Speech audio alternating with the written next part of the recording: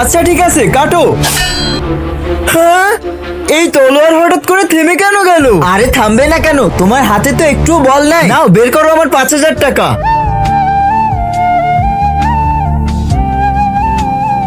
আছে নাকি কোনো বাঘের বাচ্চা যে এক কোপেই সব কদু কেটে ফেলতে পারবে?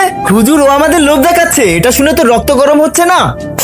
রক্ত তো আমার অনেকই গরম হচ্ছে, কিন্তু একটা ঝামেলা আছে, আমি তো বাঘের বাচ্চা না।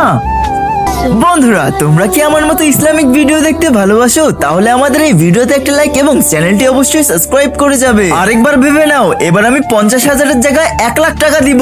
1 লাখ টাকা? আমি এই গেম খেলার জন্য তৈরি আছি, তুমি নতুন কদু লাগাও। ঠিক আছে, এখনই লাগাচ্ছি। চলবে, কদু দে।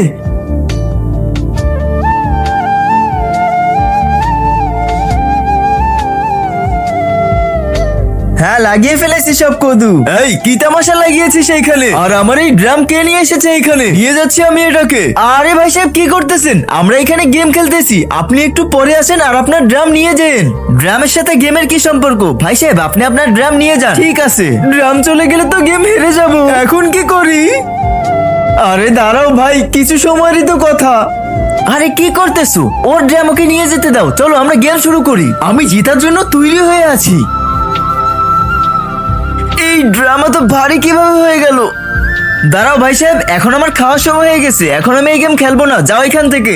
হ্যাঁ, এখন কেন খেলবি না? এখন তোর ভয় লাগছে এই বাঘের বাচ্চা আবার কেটে না ফেলে? না না, এরকম কোনো কথা না। এরকম কথা না হলে সামনে থেকে সরে যা, না হলে কদুর সাথে তোকেও কেটে ফেলবো। সর সর।